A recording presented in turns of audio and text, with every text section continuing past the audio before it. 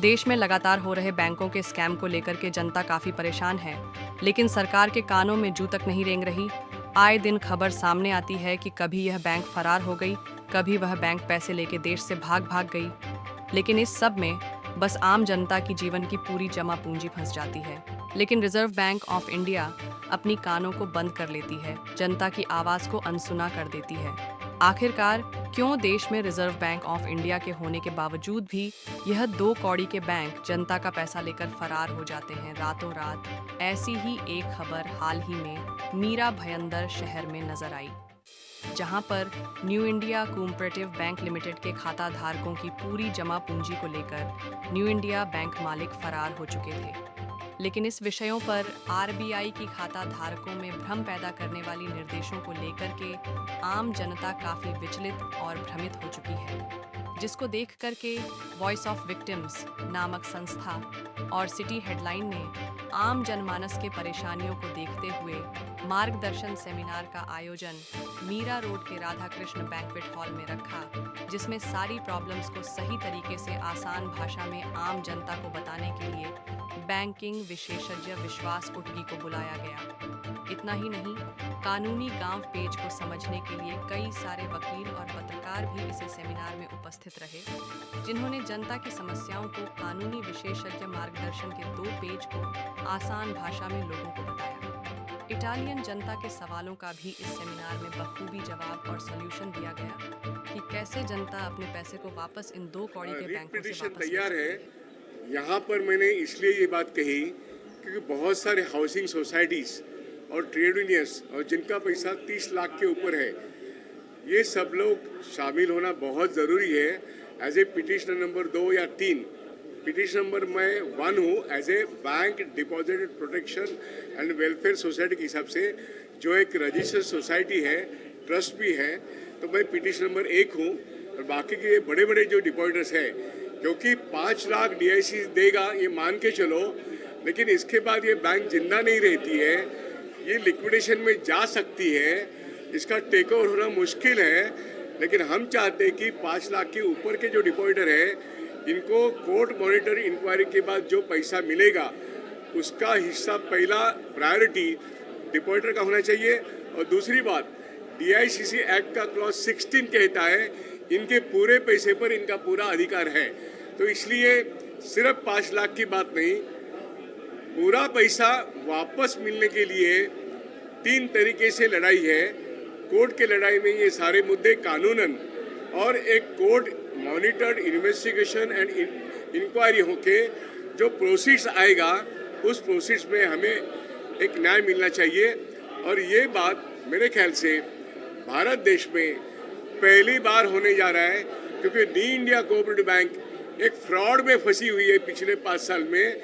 इसमें 122 करोड़ का cash treasury में से, करेंसी में से जाता है। ये सबसे बड़ा गुनाह है और RBI कुछ भी नहीं कहती है, सिर्फ EOW बोल रहा है। इसलिए कोर्ट मॉनिटर इंक्वायरी ये सबसे बड़ी ज़रूरत है। और हम चाहते हैं सबका पैसा, पूरा पैसा, सेंट % उनको वापस मिले। इसलिए कानूनन लड़ाई और रास्ते की लड़ाई, उसके बाद मीडिया को बात करके एक लोगों का 5000 का बड़ा एक आज़ाद मैदान में डेमोन्स्ट्रेशन या धरना करना, ये भी आगे का प्लान है। पार्लियामेंट जारी है, महाराष्ट्र गवर्नमेंट का सेशन जारी है, हमारी लड़ाई तेजी से आगे बढ़ते जाएगी। सर, एक सवाल मेरा ये भी है कि आज मुझे पता चला कि PNC बैंक का मर्जर होने के बाद भी डिपॉजिटर्स को उनके पैसे नहीं मिल रहे हैं, और कई ऐसी मीटिंग हो रही है न्यू इंडिया डिपॉजिटर्स के डिपॉजिट्स के साथ, जिसमें ये कहा जा रहा है मर्जर की बात कही जा रही है। तो merger is a solution for this crisis? Merger पहले जो हुआ करते थे, जैसे सारस्वत बैंक ने करीब 10 बैंक ले लिए, वहाँ पे डिपॉजिटर का पैसा पूरा प्रोटेक्ट हुआ। ऐसा ये PMC का मर्जर नहीं है। PMC का मर्जर मतलब उनके सारे डिपॉजिटर को, उनके डिपॉजिट को एक यूनिटी फाइनेंस नाम के बैंक को सौंपा गया। और यूनिटी फाइनेंस बैंक ये असल में कोई बैंकिंग की ऐसी कोई संगठन नहीं है, वो नॉन बैंकिंग फाइनेंशियल कंपनी का उनके पास लाइसेंस है, RBI ने दिया हुआ। तो एक कोऑपरेटिव बैंक PMC नाम की, पंजाब एंड महाराष्ट्र कोऑपरेटिव, इसका कन्वर्शन टेक ओवर एक नॉन बैंकिंग फाइनेंशियल कंपनी ने किया है, जहां पर 5 लाख का डिपॉजिट के ऊपर का डिपॉजिट 10 साल के बाद मिलने वाला है। इसका मतलब 100 रुपये में से जब पैसा मिलेगा तो वो सिर्फ 65 रुपये मिलेंगे। तो ये जो बात है, पीएमसी की बात उनके डिपॉजिटर के हित में नहीं है, इसलिए वो लड़ाई आज भी बम्बई के हाईकोर्ट में जारी है। 35%, लेकिन पैसा गया कहाँ? 100 का अगर 100 रुपये तो मैंने पूरे भरा था, डिपॉजिट दिया था, मुझे 10 साल के बाद भी 65 रुपये ही मिले। देखिए, हर बैंक में डीआईसीसी कहती है हम आपको इंश्योरेंस का पैसा दे रहे हैं। पीएमसी में डीआईसीसी ने यूनिटी फाइनेंस को लोन दिया है। डीआईसीसी ने जितना पैसा 5 लाख रुपए का होता है वो एक लोन के तौर पर यूनिटी फाइनेंस बैंक को दिया है। बहुत सारे लोगों को ये मालूम नहीं है, इसलिए डीआईसीसी कानून में जो तब्दीली हो गई अगस्त 21 में, वहाँ पे सेक्शन 18(1), 18(2) इसमें पीएमसी को एग्जेम्प्ट किया है। और इसलिए मैं समझता हूँ 5 लाख कानूनन सब लोगों को मिले, वहाँ पे वो एब्जॉर्ब हुआ एक दूसरे बैंक में और उनको एक्चुअली 10 साल के बाद मिलने वाले हैं। ये सबसे बड़ा अन्यायकारक टेक ओवर है। इसके पीछे भी एक स्कैम और साजिश है। वक्त आते ही इसके बारे में मैं बाद में खुलासा करूंगा। सर, न्यू इंडिया बैंक के जितने भी बैंक होल्डर्स हैं, अकाउंट होल्डर्स हैं, वो ये जानना चाहते हैं कि उनका आगे भविष्य क्या होगा, उनका पैसा उन्हें कैसे मिलेगा। देखिए, 25,000 तो अब मिल रहे हैं, लेकिन 5 लाख की बात हो रही है। लेकिन 5 लाख कितने लोगों को मिलेगा ये कोई नहीं बता सकता। मेरा कहना है कि अगर 5 लाख देना है तो आरबीआई को एक नोटिफिकेशन जारी करके 90 दिन में देना पड़ेगा। किसी को एग्जेम्प्ट नहीं करना चाहिए। यहाँ पे मैं सुन रहा हूँ कि कुछ बड़े अकाउंट होल्डर को जिनकी मैच्योरिटी डेट दूर की है, उनका पैसा लॉक इन पीरियड में वो देंगे नहीं। ये सरासर अन्याय है। उसको टियर 2 बॉन्ड बनाने की बात कर रही है, ये लोगों को मालूम भी नहीं है। इसलिए बम्बई की हाईकोर्ट में ये मुद्दा हमको उठाना पड़ेगा और कहना पड़ेगा कि 5 लाख सबको देके 5 लाख के ऊपर का जो है वो भी हमको प्रोटेक्ट करो। ये सारी बातें कानूनन है और इसलिए संविधान के तहत मेरे पूरे पैसे पर, मेरे पूरे प्रॉपर्टी पर मेरा हक है, ये बात बोलनी पड़ेगी। तो आज के तारीख में न्यू इंडिया में आरबीआई ट्रांसपेरेंटली ऑपरेट नहीं हो रहा है, कुछ बातें छिपा रहा है। जैसे उन्होंने नॉन परफॉर्मिंग एसेट कितने हैं ये अभी भी बोला नहीं है। सिर्फ 122 करोड़ वो करेंसी चेंज में से पैसा गुम हो गया है, इसी के बारे में है। तो मैं कह रहा हूँ आरबीआई बहुत कुछ छिपा रहा है और 5 लाख भी पूरा नहीं देगा, इसलिए लड़के ही वो भी लेना पड़ेगा। सर, ये जो न्यू इंडिया बैंक का क्राइसिस खड़ा हुआ है, जनता ये जानना चाहती है कि इसके लिए कौन लोग जिम्मेदार हैं और इनका आगे क्या होगा। ये न्यू इंडिया कोऑपरेटिव बैंक के अंदरूनी लोग जिम्मेदार है, लेकिन आरबीआई रेगुलेटर है और सुपरवाइजर है। तो आरबीआई अपना जो एक सुपरवाइजिंग और रेगुलेशन का काम है, वो जनवरी 20 को ये सब मालूम होने के बाद भी उनके 5 साल का कंकरेंट ऑडिट, स्टैट्यूटरी ऑडिट और जितना सारा उनके पास डाटा है, क्या आरबीआई अपने आप को छिपा सकती है? मैं कह रहा हूँ डीमोनेटाइजेशन को उन्होंने छिपाया, वैसे ही न्यू इंडिया कोऑपरेटिव में आरबीआई पूरी तरीके से गुनहगार है। आरबीआई को हम बाध्य नहीं कर सकते हैं कोर्ट के माध्यम से कि इस बैंक को किसी सॉल्वेंट बैंक में मर्ज किया जाए और सारे डिपॉजिटर्स को प्रोटेक्ट किया जाए। ऐसा तो होना ही चाहिए। मर्जर की बात आरबीआई खुद कहेगी कि ऑन मेरिट्स होता है, कोई लेने वाला है तो हम बात करेंगे। लेकिन 90% डिपॉजिटर को पैसा देने के बाद कौन इन्वेस्टर आके इस गड़े मुर्दे को लेगा? सर, जनता को आगे क्या करना चाहिए? जनता को इस हालत में क्या करना? देखिए, न्यू इंडिया कोऑपरेटिव बैंक ये एक स्कैम है। आरबीआई बहुत कुछ छिपा रही है, इसलिए इस बैंक के लोग और इस बैंकों में नहीं, तमाम बैंकिंग इंडस्ट्री के लोगों को रास्ते की लड़ाई सरकार पर दबाव लाके बनाना पड़ेगा और ये कहना पड़ेगा कि तमाम बैंक डिपॉजिटर जो बैंकिंग व्यवस्था में है उनके लिए एक कानून बनाया जाए और पूरा पैसा सुरक्षित रखने के लिए, मतलब एक कॉन्स्टिट्यूशनल सॉवरेन गारंटी सारे बैंक डिपॉजिटर्स को देने के लिए इस देश की सरकार ने एक नया कानून बनाना, इसलिए हम सारे पार्लियामेंट के मेंबर की तरफ, चाहे वो कांग्रेस हो या बीजेपी हो, लेफ्ट हो, कोई भी हो, सबके पास जाएंगे और एक कानून की मांग करेंगे। मैं समझता हूँ कोई भी पॉलिटिकल पार्टी डिपॉजिटर का हर पैसा, पूरा पैसा प्रोटेक्ट करने के कानून का विरोध नहीं कर सकते। Thank you. हो गया?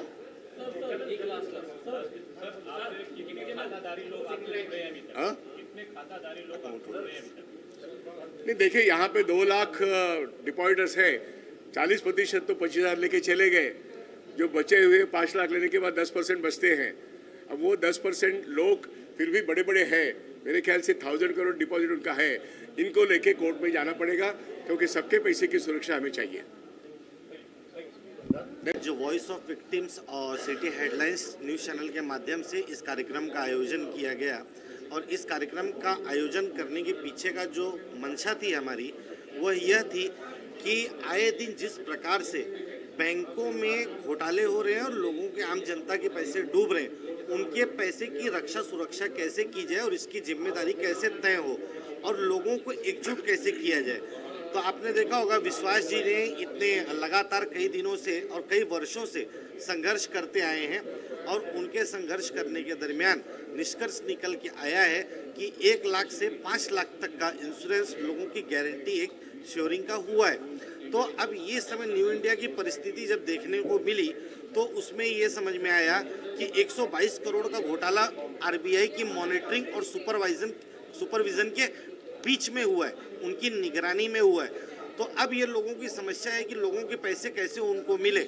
आज इस पूरे विषय में एक आपको गहराई की बात आपको बताता हूँ कि रिजर्व बैंक ऑफ इंडिया ने 13 फरवरी को सर्कुलर निकाला कि 6 महीने तक किसी भी प्रकार का लेन देन नहीं होगा, लेकिन उसके ठीक बाद उन्होंने वापस से एक निर्णय अपना सुनाया, वो ये है कि 25,000 रुपये आप ले सकते हो, 5 लाख रुपए तक आपको DICGC के माध्यम से इंश्योरेंस मिलेगा। एक बात तो समझ में ही नहीं आई, जब जिस आरबीआई ने ही सर्कुलर निकाला, उन्होंने कहा 6 महीने तक कोई लेन देन हो ही नहीं सकता है, तो जब 6 महीने तक लेन देन नहीं हो सकता तो फिर 25,000 का लेन देन शुरू कैसे हुआ। ये भी बैंक के आरबीआई के नियम के खिलाफ जाके किया जा रहा है।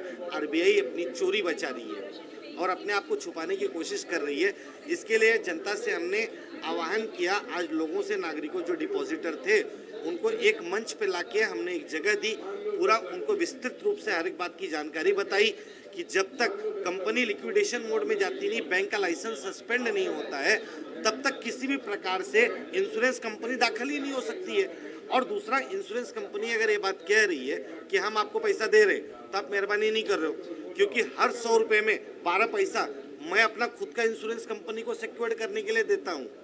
हमारा पैसा इंश्योरेंस करने के लिए मैंने ही दिया था, आपने वो किया है। तो ये पूरी तरीके से आरबीआई की पॉलिसी गलत चल रही है। अब जनता को ही समझना है कि उनको अपने पैसों की हितों की रक्षा करने के लिए सड़कों की लड़ाई कैसे लड़नी है, कानूनी प्रक्रिया में कैसे भागीदार बनना है। एक वॉइस ऑफ विक्टिम, ये हम पीड़ितों की आवाज़ है, हम लोगों ने दर्द समझा, उनको एक प्लेटफॉर्म दिया, यहाँ तक हमारा काम था।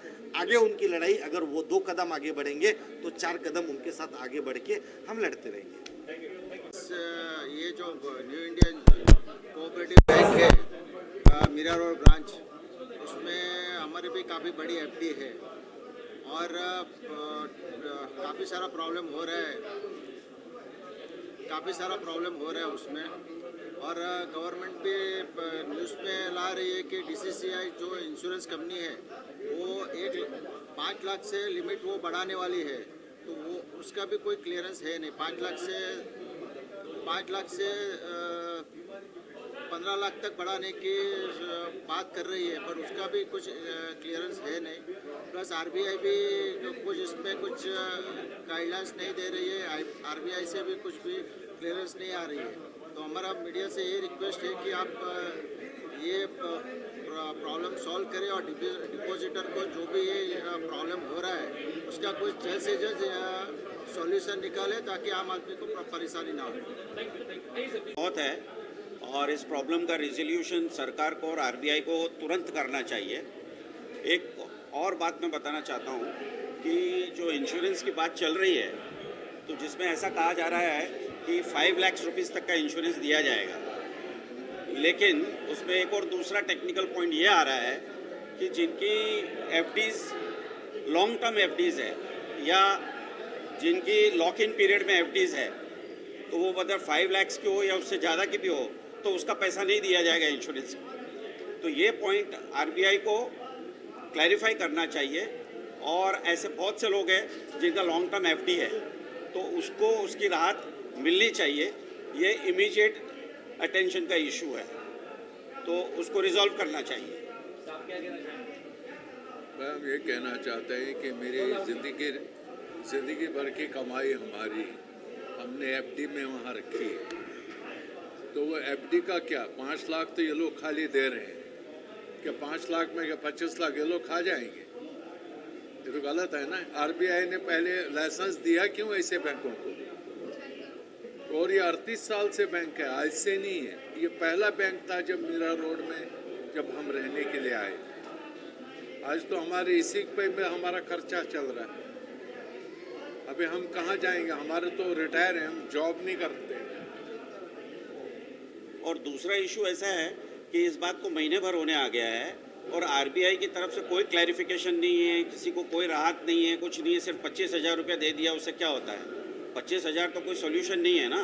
तो इसके बाद उनका प्लान ऑफ एक्शन क्या है तो बताना चाहिए। वो बोल रहे 6 महीने के बाद में बताएंगे, तो उसके बाद में बताने तक अभी लोग क्या करेंगे? लोग बहुत ही एंशियस है, बहुत ही चिंतित है। तो उसी के बीच में जो इंटरिम रिजोल्यूशन या कोई उनकी तरफ से कोई फीडबैक या क्लैरिफिकेशन तो आना चाहिए। आगे आप लोग क्या अभी चाह रहे हैं? आप लोग क्या आगे करने वाले हैं? अब आगे तो यही है कि कानूनी लड़ाई होगी और रास्ते पर लड़ाई होगी और सरकार को इसका जवाब देना पड़ेगा, आरबीआई को जवाब देना पड़ेगा और इसके अगेंस्ट में जो एनफोर्समेंट एजेंसीज है, ईडी वगैरह, उनको क्यों नहीं लगाया जा रहा है? इन्वेस्टिगेशन क्यों नहीं किया जा रहा है? हम 6 महीने की रिपोर्ट तक वेट करें आरबीआई के एडमिनिस्ट्रेशन की और उसके बाद में इंक्वायरी बिठाई जाए। क्यों नहीं साइमल्टेनियसली इंक्वायरी बिठाई जाए? जब इतने सारे लोग पीड़ित हैं तो उसके त्वरित कार्रवाई होनी चाहिए और तुरंत इन्वेस्टिगेशन होना चाहिए। तो इस तरह से ढीला ढाला काम करना और इसको ठंडे बस्तर में डाल देना, ये तो ठीक नहीं है। पब्लिक तो सारी समझ रही है सब बात को। तो उसके लिए आपका प्रश्न है कि क्या करेंगे?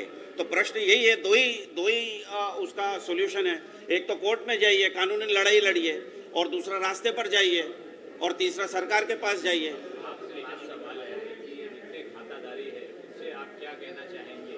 खाताधारियों को सबको आना चाहिए रोड पे। खातेदारियों को यही करना है कि सारे इकट्ठे होकर कलेक्टिवली कोर्ट के पास जाना है, आरबीआई के पास जाना है, उनके एडमिनिस्ट्रेटर से मिलना है। सरकार को बाध्य करना होगा कि एडमिनिस्ट्रेटर सारे लोगों को मिले, उनके एसोसिएशन को मिले, उनके प्रॉब्लम्स को सुने, रेजोल्यूशंस करें और सारे एनफोर्समेंट एजेंसीज जितनी भी है उनके पास ले जाए ये मैटर और इसका इन्वेस्टिगेशन करवाए और तुरंत ये जो फंड की प्रॉब्लम हो रही है उसको रिजॉल्व करने के लिए और रिलीज करे फंड्स। अब वो कैसे करना, क्या करना है, तो नीति गिटी का मामला सरकार को करना है। ये बात पब्लिक नहीं कर सकती है। तो सरकार को इसका रेजोल्यूशन निकालना, आरबीआई को रेजोल्यूशन निकालना है और कोर्ट में जाना है। तो कोर्ट में तो लड़ाई होगी, लेकिन वो लंबी लड़ाई है, सरकार को भी पता है, आरबीआई को भी पता है। तो अगर इंटेंशंस अगर ऑनरेबल है, अगर इंटेंशन सही है सरकार के और आरबीआई के, तो उनको त्वरित कार्रवाई करनी चाहिए। जो भी करना है वो, उसको ठंडे बस्तर में डालकर 6 महीना, 8 महीना, साल भर, उससे तो कोई सॉल्यूशन होने वाला नहीं है। वो वही हुआ जो पहले हुआ दूसरी बैंकों का। तो अब तो वो समय लद गया है। अब तो नई सरकार है ना, तो नई सरकार को नया कार्य करना होगा।